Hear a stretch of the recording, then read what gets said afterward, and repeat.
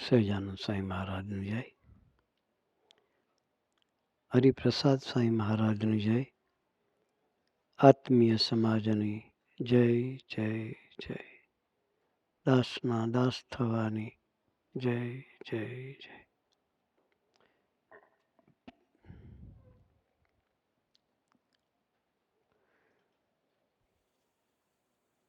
વિનીપેકની ધરતી પર આપના બધાનું દર્શન કરીને ખૂબ આનંદ થયો.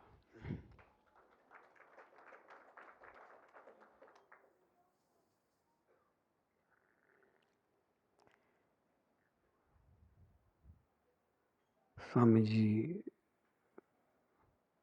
ઘણી વખત વિનીપેકની ધરતી પર આવ્યા છે.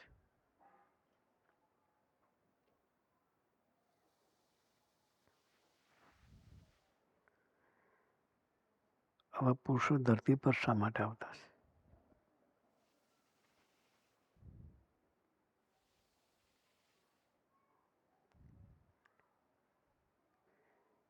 આપણું જતન કરવા માટે.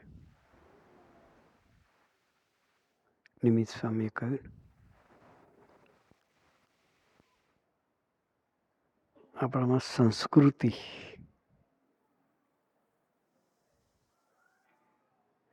એનો સંચાર કરવા માટે આવે.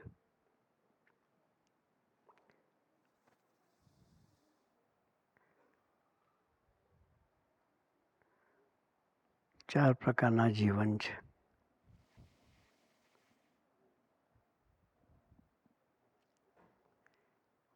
પેલું પશુ જીવન,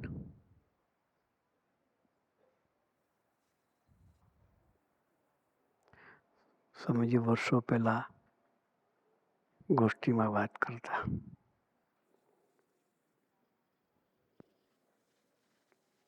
બિફોર 80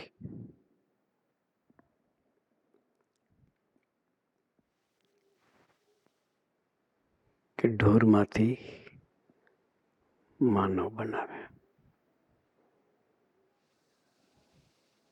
માનવમાંથી દેવ જેવા બનાવે, દેવમાંથી પ્રભુના દીકરા બનાવે.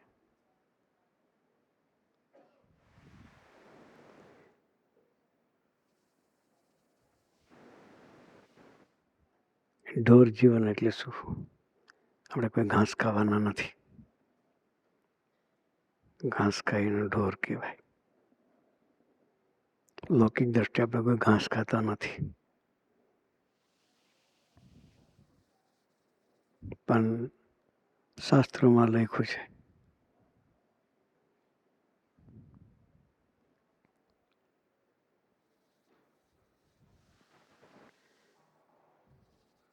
ખાવું, ઊંઘવું અને સ્ત્રી, વિષય ભોગ, જીવ પ્રાણી માત્રના સરખા છે.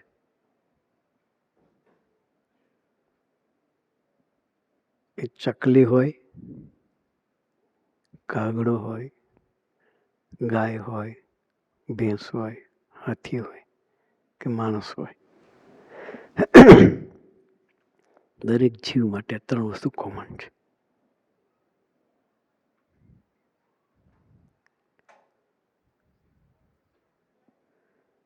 પણ માણસમાં વિશેષ શું છે?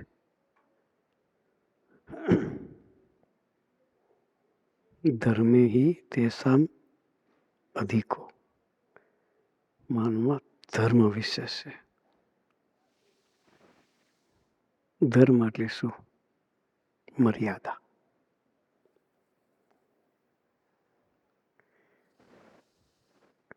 વિવેક.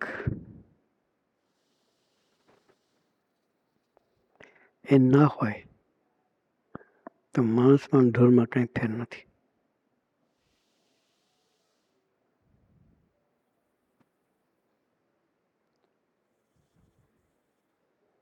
વિવેક એટલે શું?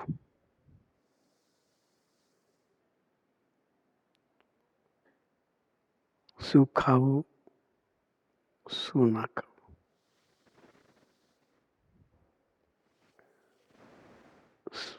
કેવું બોલવું, કેવું ના બોલવું, શું જોવું, શું ના જોવું.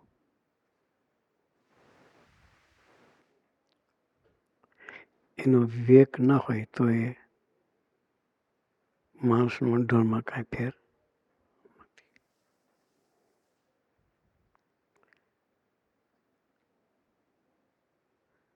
અત્યારે ફેશન થઈ ગઈ છે હાયર સોસાયટીની ફેશન છે. નિમિત સામે વાત કરી કે છોકરો ઇન્ડિયાથી ભણવા માટે આવ્યો. પરિવારના બધા જ જે ઘેર આવ્યો તે બધા જ રાતે પર શરબત લેતા હતા. સોફ્ટ ડ્રિંક નહીં હો, શરબત એટલે અમારી ભાષામાં સાંજે 6:45 લેવાય ને, ઇન્ડિયામાં 6:45 ટાઈમ થાય ને એટલે સમજી લેવાનું કે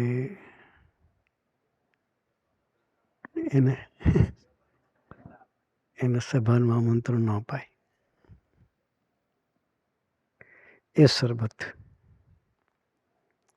આવ્યો તો ભણવા માટે પણ લાગી ગયો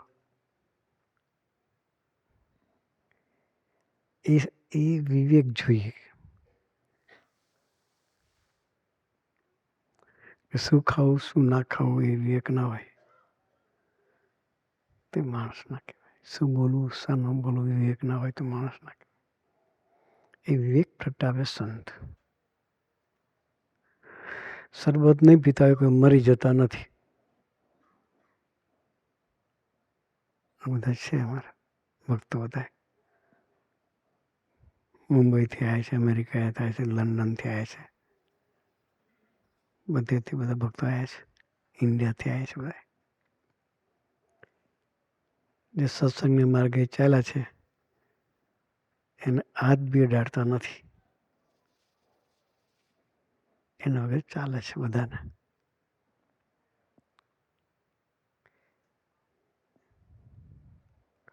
શું બોલવું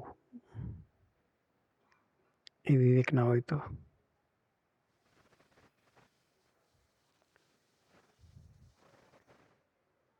સમજી એક વાત કરતા તમારે તમારા ઘરવાળા સાથે પણ તુકારે નહીં બોલાવાના. એ તો અધિકારનું પાત્ર. ઘરવાળા તો ગરમ થવું હોય તો અધિકાર કહેવાય એની પર. સાંઈકને તુકારે બી નહીં બોલાવાનું. રિસ્પેક્ટથી એની સાથે વાત કરવાની. એટલું જ પકડાઈ જાય આપણા જીવનમાં. ખાલી ઘરવાળા સાથે રિસ્પેક્ટથી વાત કરવાની વાત પકડાઈ જાય તો ઘરમાં આત્મીયતા પ્રગટી જાય. શું થાય?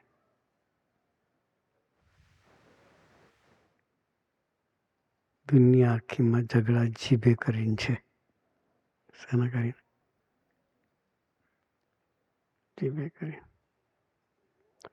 ઘરવાળા કંઈક કહે તો ભાઈનું મગજ જાય. પણ ત્યાં મીઠાશ રાખે તો ઘર મંદિર થઈ જાય. શું થઈ જાય? એ વાત સમજી સમજાવતા હતા. કે તમારા દીકરાને પણ તુકારે નહીં બોલાવવાનું. નાનું ટેણિયું હોય 5-6 વર્ષનું 10 વર્ષનું ટેણિયું એને તમે કહીને બોલાવવાનું. ઘણા હરિભક્તો એવા છે લઈને ઉચકીને લાવ્યા હોય તો એને કે અમારા નાના દીકરાને ભાઈ કહીને બોલાવે કે શ્રેયસભાઈ અમારા સ્ટડીમાં ધ્યાન નથી આપતા. શું કે આપણે શ્રેયસ અમારો સાંભળતો નથી કે ચરોતમાં અમારે સાંભળતો નહીં કે. સ્વામીજી એ બી શીખવાડતા તમારા ભૂલકાને પણ તો કારણ દરેક વ્યક્તિ પ્રેમની ભૂખી છે. શાની ભૂખી છે? પ્રેમની ભૂખી છે. નાનું છોકરું પ્રેમ માગે. એ પ્રેમથી દુનિયા વશ થાય. લવ રૂલ ધ વર્લ્ડ. સ્વામીજીએ પ્રેમ આપતા શીખવાડે. સત્સંગ શાને માટે કરવાનો? તો ઘરને મંદિર બનાવવા માટે. શાના માટે? ઘરને મંદિર બનાવવા માટે. મંદિર થાય કઈ રીતે? ગોખલામાં પધરાવી દે એટલે મંદિર થઈ જાય? હે? ગોખલામાં પધરાવી દીધા એટલે મંદિર થઈ જાય? ના.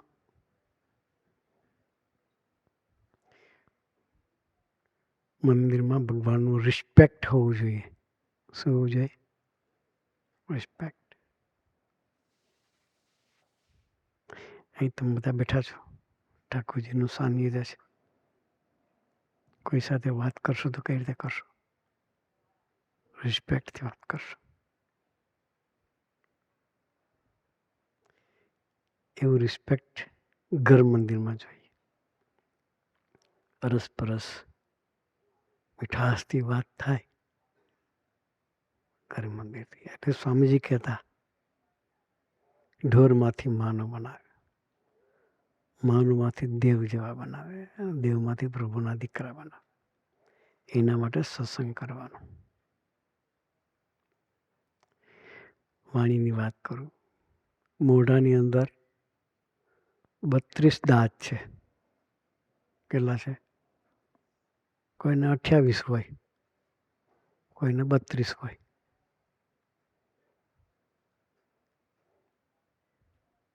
બત્રીસ દાંતની વચ્ચે જીભ એકલી છે. 32 દાંતની વચ્ચે જીભ એકલી. ઝઘડો થાય તો કોણ પહોંચે? કચરી નાખે ને. જીભમાં હાડકું નથી. છે? જોઈ લેજો. કોઈની જીભમાં હાડકું છે? નથી. ભગવાન નથી મૂક્યું. જો હાડકું મૂક્યું હોત ને તો આપણે જોખી જોખીને બોલત. ભગવાન નથી મૂક્યું. ડૉક્ટર સચ પાછળ બેઠા છે. એ જીભને દાંતને ઝઘડો થયો. દાંત 32 ભેગા થઈ ગયા. કયું? કચરી નાખીશું કે શું કહ્યું? જીભ ધીરે કે જોવું છે કે શું કે જોવું છે કે દાંત કે તું શું કર લે? એક જ શબ્દ બહુ થઈ ગયો કે શું કે એક જ શબ્દ બોર થઈ ગયો તો આમ 32 બહાર આવી જશો કે એક જો તો શબ્દ નીકળી જાય મોઢામાંથી તો શું થાય? હાથમાં આપી દે. હા, એક છોડી દે ને તો 32 બહાર આવી જાય. એ વિવેક છે, વાણીનો વિવેક. એ વાણીમાં મીઠાશ પ્રગટે એના માટે સત્સંગ કરવાનો.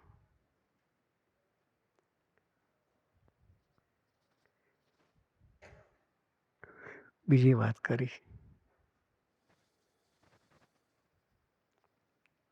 નિમિત્ત સ્વામીએ.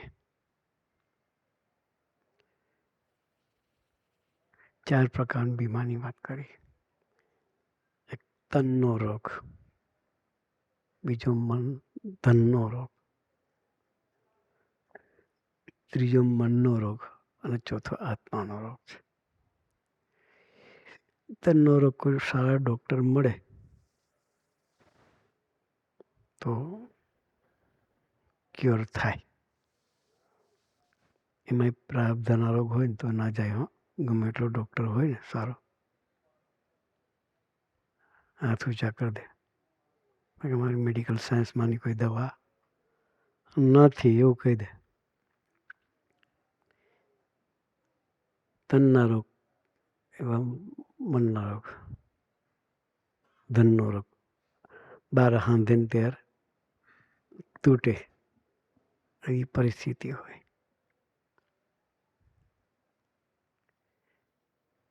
એથી ચડે મનનો રોગ.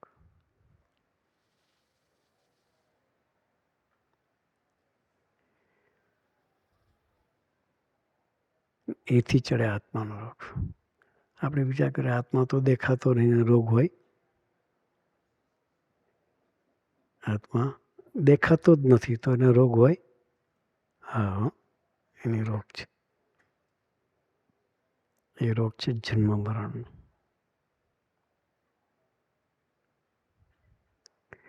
એ રોગ ટાળે કોણ? મેડિકલ સાયન્સમાં એની દવા નથી શોધાણી. હો, મનના રોગની કોઈ દવા શોધાણી.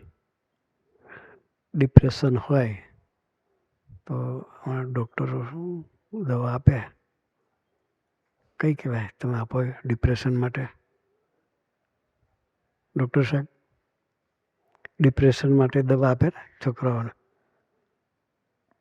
એ ખાલી ઊંઘવાની આપે. શાની આપે? શાંતિથી સૂઈ જાય, કોઈ ડિસ્ટર્બ ના થાય. પણ એની કોઈ દવા નથી.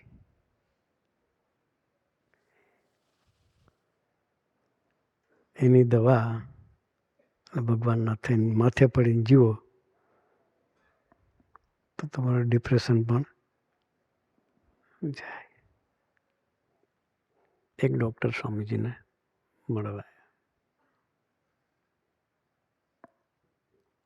સ્વામીજીને કહ્યું કે સ્વામીજી તમે આ મંદિરો બનાવો છો એ ખોટા ખર્ચા કરો છો. કે શું કે ખોટા ખર્ચા કરો, એના કરતાં હોસ્પિટલ બનાવો, સમાજની સેવા કરો. કે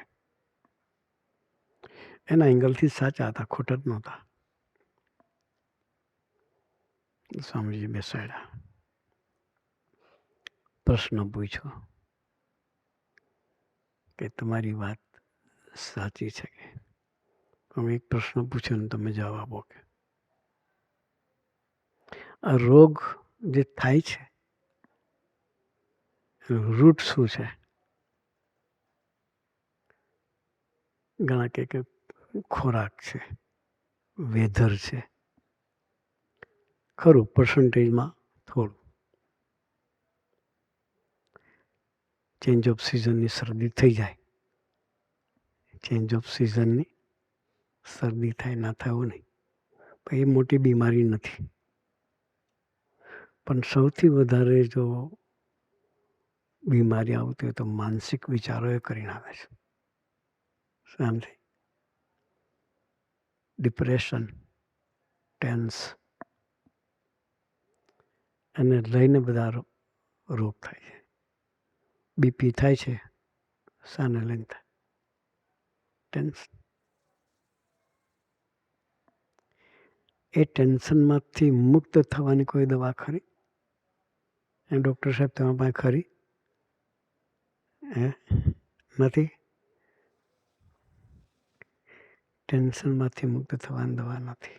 હોય તો કહેજો, અમને ઘણા મળવા આવે છે, તમારા પાસે મોકલીશું. પણ નથી, મેડિકલ સાયન્સમાં એની દવા નથી. મનના રોગ. સ્વામીજી વાત કરતા કે બે સગા ભાઈ હોય, બે સગી બેનને પૈણા હોય. સગા ભાઈ, સગી બેન, એક જ પરિવારમાં બંને હોય. 6 મહિનામાં છૂટા થાય. 6 મહિનામાં છૂટા થાય. એ સ્વભાવ છે. એ સ્વભાવને કાઢે કોણ? એક ગામમાં સ્વામીજી ગયેલા. ત્યાં ભાઈઓ વચ્ચે પ્રોપર્ટીનું ચાલતું હતું, એટલે વેચાણ ચાલતી હતી. ચરોતરની વાત છે અમારા ખેડા પ્રદેશની. બે ભાઈઓ વચ્ચે બે તમાકુની ખરીના બિઝનેસ હતા. બે બંગલા હતા, જમીન હતી. બધું જ સરગે ભાગે વેચ્યું. એક ફેક્ટરી આવી, તમાકુની ખરી આવી, એક બંગલો આવ્યો, જમીન હતી. એ બધી ભાગે પડતી સરખા ભાગે વેચી. પછી વેચતા ઘરમાં જે શ્રીયાતના સાધુનો વાસણો હોય એ બધું વેચ્યું. પણ પૂડા બનાવવાની લોઢી લોખંડની એક જ હતી. શાની? લોખંડની લોઢી. કેવડી હોય? કેટલા રૂપિયાની થાય? એ બે બહેનો ઝઘડી, પેલી કે હું લઉં, પેલી કે હું લઉં. ને ભાઈઓ ભળ્યા બહેનોના ઝઘડામાં. કોઈ નમતું જોખ્યું નહીં કે લાય હું તું વાપર.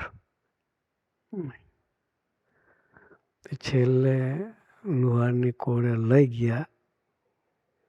એક લોઢીની બે લોઢી કરી. એ મનના રોગ છે. શેના રોગ છે? મનના. એ કાઢે કોણ? ત્યાં પુરુષની ગોત જોઈએ. એથી ચડે આત્માનો રોગ. આત્માને માથે છે જન્મ મરણનો રોગ. એ કોઈથી ચડે નહીં. ગમે એટલા રૂપિયા આપો ને, ડૉક્ટરને કહેજો હું તમને કરોડ રૂપિયા આપીશ, પણ મને 50 વર્ષ વધારે જીવાડ. ગેરંટી આપશે? ચાલો જીવન કહે આપણે છેલ્લે જ્યારે મરવાન થાવ તો મને ભગવાનના ધામમાં જવાય એવું ગોઠવી હાલ, તને 50 લાખ આપીશ. ગોઠવી આપશે? નહીં ગોઠવી ગયા. 50 કરોડ આપજો, કદાચ ગોઠવી આપતો હોય તો. આત્માનું કલ્યાણ થતું હોય તો 50 કરોડ સસ્તા છે. એટલે ફરી આવવાનું નહીં એવી ગેરંટી કોણ આપે? પુરુષ આપે.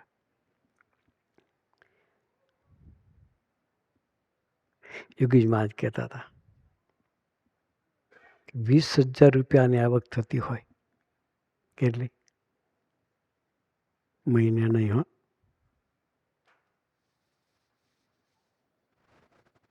આ વાત છે 70 વર્ષ પહેલાની. કેટલા વર્ષ પહેલાની? 70 વર્ષ પહેલાની. એક મહારાજ કહેતા હતા 20,000 રૂપિયાની આવક થતી હોય એને જતી કરીને પણ અઠવાડિયે કલાક સત્સંગમાં કાઢવાનું. તો એને કિંમત નહીં હોય પૈસાની. એ જમાનાના 20,070 વર્ષ પહેલાના એ વખતે ડોલર કરતાં રૂપિયો હાયર હતો. ડોલર કરતાં રૂપિયાની કિંમત વધારે હતી એ જમાનામાં. ત્યારે યોગીજી મહારાજ કહેતા હોય કે 70,000ની આવક થતી હોય 20,000 રૂપિયાની, તો એને જતી કરીને પણ અઠવાડિયે કલાક સત્સંગ. એ શા માટે બોલાય છે? એમાં એટલું શું છે સત્સંગમાં કે જેનાથી આટલો બધો ફાયદો થાય? એમાં ગેરંટી છે. શું છે? ગેરંટી છે કે ભગવાન અંત અવસ્થાએ તેડવા આવે નહીં. શાની? ભગવાન અંત અવસ્થાએ તેડવા આવે એની ગેરંટી છે. સ્વામીજીએ 2020ના સમયમાં વડોદરા સમયો કરેલો. 2 લાખ ભક્તો હતા. કેટલા? 2 લાખ ભક્તો હતા. 2 લાખ ભક્તોની વચ્ચે કહ્યું કે તમે બધા લેવા દેવા વગરના ફાવી ગયા. કે શું કહ્યું? તમે બધા લેવા દેવા વગરના ફાવી ગયા. અંત અવસ્થાએ ભગવાન તમને તેડવા આવશે. કે મારે એ બોલવું છે. એમને નહીં બોલાતું. હા,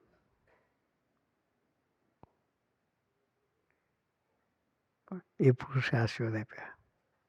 પછી એક વાક્ય બોલ્યા કે ભગવાન તેડવા આવે તારે ના નહીં પાડતા. શું કે ભગવાન તેડવા આવે ત્યારે ના નહીં પાડતા. પણ જીવનો સ્વભાવ હો, ટાઈમે જ ના પાડ દે. હમણાં એક વખતે પોતાના ઘરનો પ્રસંગ કીધો.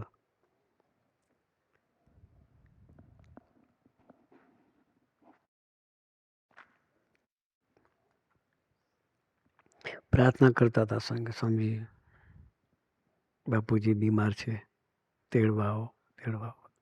અંગત નિષ્ઠાવાળા એટલે કોને પ્રાર્થના કરે? સ્વામીજીને પ્રાર્થના કરે. એટલે 3 દીકરાઓ સ્વામીજીને પ્રાર્થના કરી. સ્વામી બાપુજી છેલ્લા 1 વર્ષથી પથારીવશ છે અને પથારીમાં જ બધું કરે છે. ખાવાનું પથારીમાં, યુરિન બી પથારીમાં, ટોયલેટ બી પથારીમાં. અને સૂતા સૂતા ચાંઠા પડી ગયા છે કે પપ્પા બહુ દુઃખી થાય છે કે તમે તેડી જાઓ કે. સ્વામીજીએ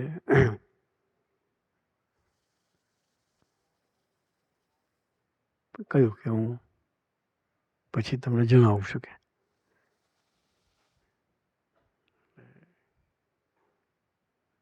પંદર દિવસ સુધી એને જવાબ ના મળ્યો. ફરી 15 દિવસ પછી પ્રાર્થના કરી કે સ્વામીજી તમે પપ્પાને ક્યારે તેડવા આવવાના? સ્વામી કે હું ઘેર આવીશ કે તમે પપ્પાના દર્શન કરીશ પછી આપણે નક્કી કરીએ કે. પછી 10 દિવસ પછી સ્વામી એને ઘેરે ગયા. એક રૂમમાં પપ્પાની પથારી હતી. સ્વામીજી આગલા ડ્રોઈંગ રૂમમાં બેઠા હતા. દીકરાઓ 3 જણા પાછા આવી ગયા. સ્વામીજી હવે આપણે કહ્યું તો ઘેર આવીને તમને જણાવીશ કે તમે કહો બાપુજીને ક્યારે લઈ જશો? સ્વામી કે એક કામ કરો, પેલા પપ્પાને પૂછ્યો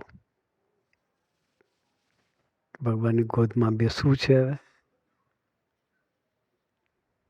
દીકરા કે અમે પથારીમાં છે અને દુઃખી છે તો ના થોડા પાડવાના. અને 3 દીકરાઓ ઉમંગથી ડોહા પાસે ગયા. ડોહાને પ્રાર્થના કરી કે બાપા હવે સ્વામીજી પૂછે છે ધામમાં જવું છે? ડોહાએ પોતામ જોયા કરે 3 છોકરાઓ. ફરી પૂછ્યું કે સ્વામીજી પૂછે ધામમાં જવું છે? તો ડોહાએ શું કહ્યું? સાંભળો જેવી વાત છે. 2 દીકરા પરણેલા હતા, છેલ્લો બાકી હતો. એટલે આ નાનો દીકરો પરણવાનો બાકી છે ને, એ પરણી જાય પછી એને ઘરે પારણું બંધાય, દીકરાને હિંચકાવીને પછી જવું કે. ત્યાં સુધી છોકરાએ બાપાને હિંચકો નાખવાનો. હવે છોકરો ક્યારે પરણે પછી ક્યારે બાપ બને, ત્યાં સુધી તો હિંચકા નાખવાના જ ને. છોકરાઓએ સ્વામીને કહ્યું સ્વામી બાપા તો આવું કહે છે કે જેને જવાનું છે તૈયાર ના હોય તો ભગવાન શું કરે? એટલે સ્વામીજી કહે છે કે કેજો ભગવાન તેડવા તો ના પાડે. પછી છોકરા તો દુઃખી થઈ ગયા, કારણ કે ડોહાને દુઃખ નહોતું. દુઃખ કોને? તું સેવા કરનારને. એટલે એને એવું કે જલ્દી જાય તો અમે છૂટીએ. ભાવના શુદ્ધ હોય. હા, કે ડોહા જાય તો અમે નવરા થઈ ગયા આમાંથી. પછી છોકરા કે દયાળુ બાબા કૃપા કરો, સાંકારું 15 દિવસ સેવા કરી લો કે. શું કે 15 દિવસ સેવા કરી લો. એક કરુણાનિધિ પુરુષ એ આત્માની જવાબદારી લે. કોની? આત્માની જવાબદારી. એ આત્માનો રોગ છે, જન્મ મરણ. એમાંથી મુક્તિ આપણને ભગવાનના ધામમાં બેસાડે એવા પુરુષની ગોદ આપણને સ્વામી જેવા પુરુષ મળ્યા. અહીં અવારનવાર આવતા હતા. એમની ગોત છે આપણને, આપણે નસીબદાર છીએ. એને આપણા માટે અહીંયા મંદિર બનાવ્યું છે. એમનો સંકલ્પ હતો. ભાઈ અમને કહ્યું સ્વામીજી ગુપ્તા સાહેબ કે આપણે મંદિર કરવું છે, કે એમના સંકલ્પના મંદિર છે. આપણા દીકરાના સંસ્કારોનું જતન થાય એના માટે મંદિર બનાવ્યું છે. સંસ્કારોનું જતન થાય માર્ગે ચડે. જો આપણી સાચી મૂડી એ આપણા દીકરા દીકરી છે, નાના ભૂલકાઓ. એના જીવનમાં જો સંસ્કારો ન સચવાયા તો ગમે એટલી તમારી મોટલો હોય, ગમે એટલા સ્ટોર હોય, એ તમને કામ લાગશે નહીં. આપણી સાચી એસેટ આપણા ભૂલકાઓ છે. એના જીવનમાં સંસ્કારોનું જતન થાય એટલા માટે આપણે સત્સંગ કરવો છે. જે સત્સંગના માર્ગે ચાલ્યા છે એ બધા નિરાતે ઊંઘે છે. હમણાં અમે અમેરિકાથી આવ્યા, વર્જિનિયા અમારી પધરામણી હતી. અમદાવાદના અમારા કાર્યકર્તા છે. ગાડીમાં હતા અમે. મને કહે કે સમજી અહીંયા નવા દીકરાઓ બહુ આવે છે, સ્ટુડન્ટ્સ. જે સત્સંગ કરે છે એના મા બાપ જ્યારે અહીં આવે છે દીકરાને મળવા, ત્યારે કે અમારા માટે ગિફ્ટ લાવે છે. કે પછી કે મેં પૂછ્યું કે તમે કે અમારા માટે કેમ ગિફ્ટ લાવ્યા? તો કે અમારા દીકરા ત્યાંથી નીકળ્યા ત્યારે અમે ટેન્શનમાં હતા. ત્યાં અમારું કોઈ નથી. દીકરાનું શું થશે કે નિરંતર અમને ટેન્શન રહેતું હતું. કે જ્યારથી તમારા યોગમાં આવ્યા છે, સત્સંગમાં આવતા થયા છે, કે ત્યારથી એમ હશે કે આ દિન સૂઈ જઈએ છીએ.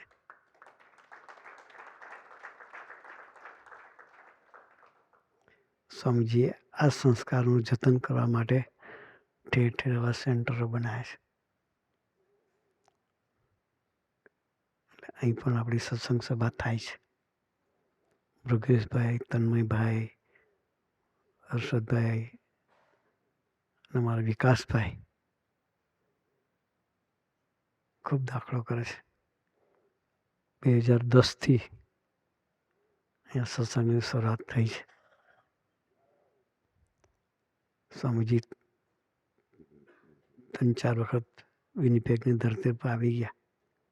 સ્વામીજી પણ બ્રાન્ડન, રિઝાઇના, વિનિપેગ, એડમિન્ટન, કેલગરી, ફોર્ટ બધી જગ્યાએ સ્વામીજીએ વિચરણ કર્યું છે. કોઈ ગામડું બાકી રાખ્યું? સ્વામીજી 5 ગામડા કહેતા હતા કે અમારા 5 ગામડા, અમારા શબ્દ પડતા. એ પ્રસાદીના ગામડાઓમાં આપણને રહેવા મળ્યું છે. અને સરસ સમાજ સ્વામીજી આપ્યો છે. તો એ સમાજમાં રહીને આપણી પણ યાત્રા સ્વામીજી તરફ ચલાવતા રહીએ. એ ચલાવવા માટે ગુરુ આપણને સૌને ખૂબ ખૂબ બળબુદ્ધિની શક્તિ આપે, એ જ પ્રાર્થના. સહજાનંદ સ્વામી મહારાજ.